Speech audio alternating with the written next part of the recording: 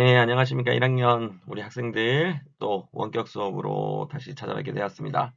이번 시간은 한국사에서도 이 조선시대 동아시아 국제 질서의 변화에 조선은 어떻게 대응하였는가를 주제로 수업을 한번 해보도록 하겠습니다. 네, 교과서는 64쪽에서 68쪽입니다. 여기 한번 읽어보시고 본격적으로 오늘 무엇을 배워야 하는지 한번 살펴보도록 하겠습니다. 네, 다 읽어보셨죠? 동아시아 국제질서의 변화 과정에서 조선 정부가 선택한 외교적 입장을 평가할 수 있다. 외란과 호란이 가져온 동아시아 질서의 변화와 조선 지배층의 세계관에 미친 영향을 파악할 수 있다. 오늘은 이 두 주제를 가지고 한번 수업을 진행해 보도록 하겠습니다. 조선이란 나라가 1392년 이렇게 세워져서 1592년 딱 200년이 되는 해 임진왜란이라고 하는 큰 전란을 겪게 됩니다. 그 뒤에 1636년에 또다시 중국 만주족 그러니까 청나라라고 하는 나라의 침략을 받는 병자호란이 있었죠.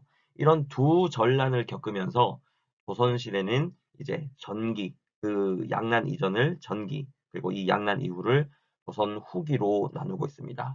어떤 변화가 있었는지 이번 수업 시간을 통해서 한번 살펴보도록 하겠습니다. 네, 일단 조선을 둘러싸고 있는 나라들이 어떤 나라들이 있었는지 한번 살펴보도록 하겠습니다.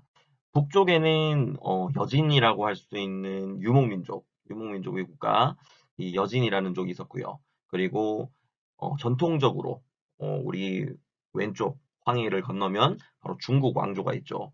조선이 등장했을 당시에는 중국은 명이라는 나라가 존재하고 있습니다.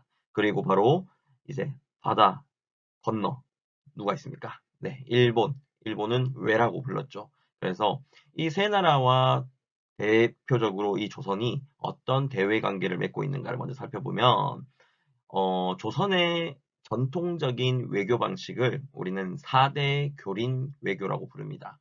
4대 큰 나라를 섬긴다는 뜻이고요. 교린 이것은 이웃 나라와 사귄다는 뜻입니다.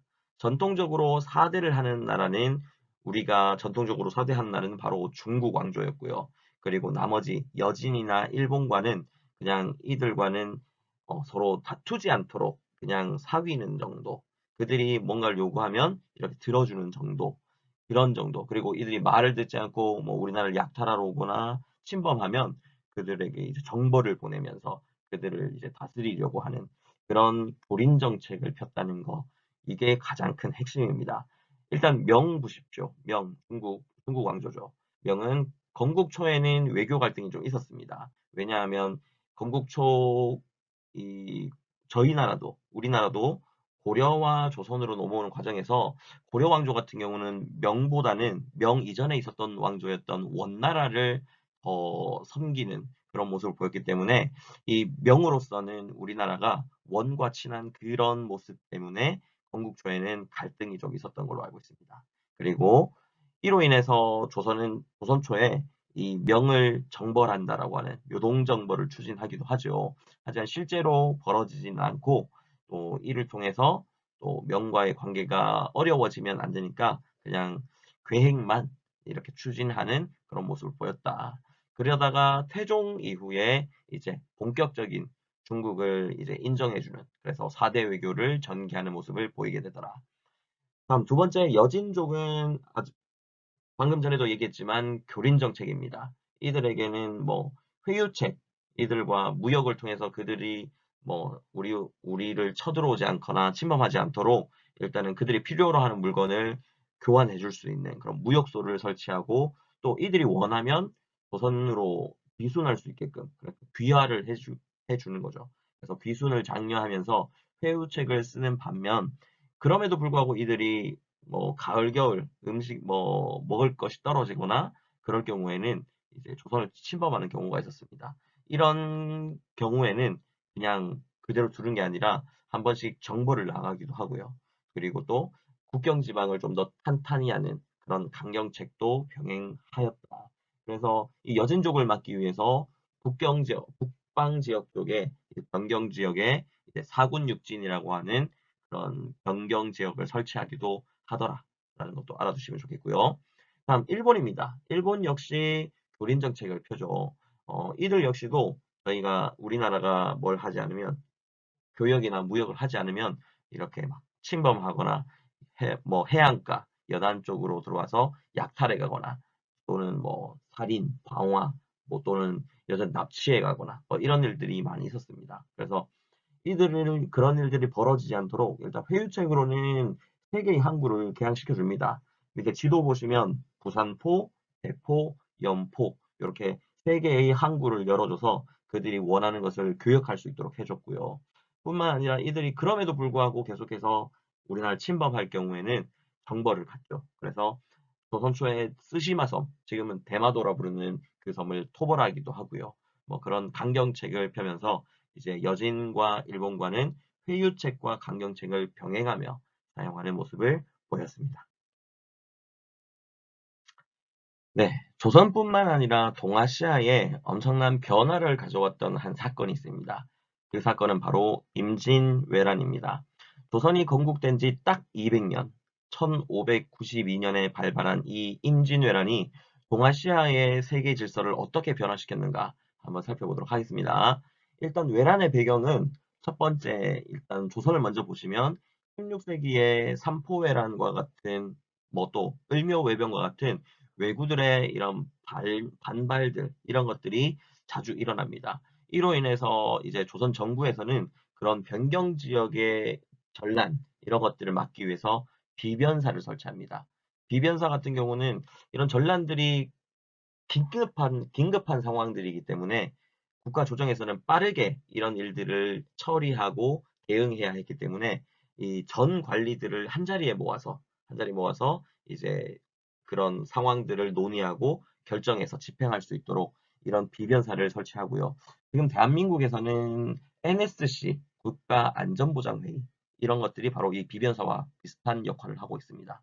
그렇지만 이미 200년 동안 조선은 전쟁 한 번 없이 평화로운 시기를 보내다 보니 이제 국방력이 굉장히 약화되는 그런 모습이 보였다라는 것도 이런 외란의 배경 가운데 하나라는 거 알아두시면 좋겠고요.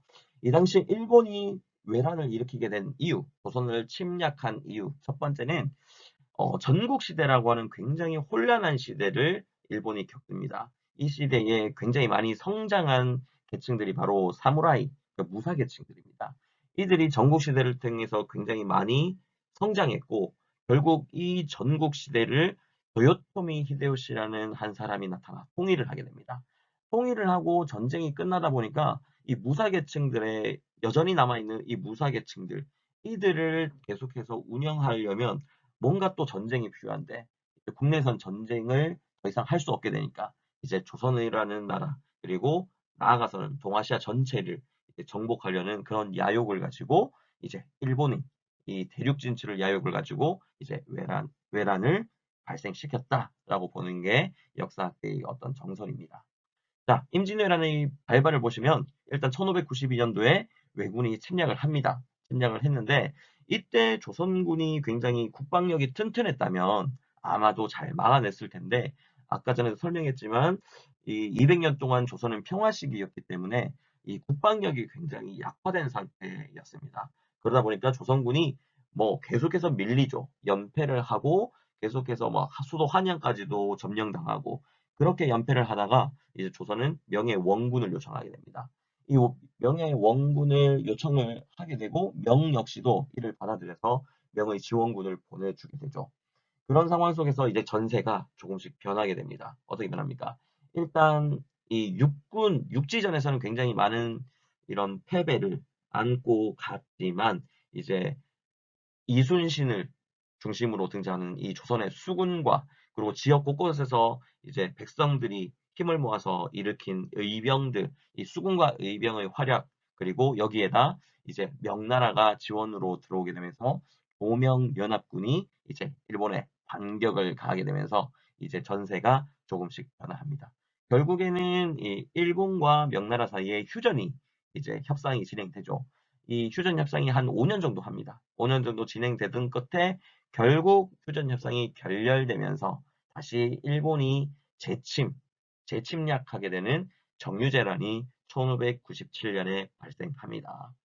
하지만 이 정유재란 때 이미 그 5년이라는 휴전 협상 기간 동안 또 조선도 명나라 연합군도 또 수군도 많은 재정비를 이루고 훈련도 열심히 했죠. 그렇게 해서 결국 이 전쟁을 잘 막아냅니다. 그러다가 일본의 지도자였던 도요토미 히데요시가 하게 되면서 이제 왜군들이 자기의 나라로 철수를 하게 되면서 결국 이 임진왜란이 끝이 나게 됩니다. 네. 임진왜란은 이 동아시아 국가 질서에 엄청난 변화를 가지고 옵니다. 어떤 변화가 있었나? 첫 번째, 동아시아의 중심국가라고 할 수 있던 명나라가 쇠퇴하게 됐던 계기가 바로 이 임진왜란입니다. 임진왜란 때 본토 피해는 없었지만 그래도 조선에 많은 지원군을 보내고 이로 인해서 많은 국방력과 국방비 뭐 이런 것들이 많이 소진되죠. 그렇게 되면서 명나라는 점점 쇠퇴하고 있었고 이 명의 쇠퇴를 틈타서 이 만주 지역에서 성장하고 있던 여진족이 후금이라는 나라를 세우게 됩니다. 그리고 나중에는 후금에서 이름을 청나라라고 하는 이름으로 바꾸게 되죠. 결국 이 명의 쇠퇴와 여진의 성장은 이제 중국 왕조의 변화로 나타납니다. 바로 명은 청나라에 의해서 멸망하게 되는 명청 교체가 이루어지게 되죠. 일본은 어떻습니까? 일본은 네, 도요토미 히데요시가 죽은 뒤 도쿠가와 이에야스라고 하는 또 장군이 또 이 남은 이 무사 계급들을 통합해서 에도 막부를 수립하게 됩니다. 그리고 임진왜란 때 많은 조선인들과 또 조선 문화재들을 약탈해가고 조선 기술자들을 통해서 많은 문화 발전을 이루는 모습을 보이더라. 조선은 어떻습니까? 양반 중심의 지배 질서를 계속해서 유지하면서요. 명을 숭상하는 관념을 더욱더 확대되더라. 왜? 임진왜란이라는 그 어려운 시기에 명이 조선을 도와주었다는 그런 은혜를 기억하며 이제 명을 숭상하는 그런 모습들이 많이 나타났고요.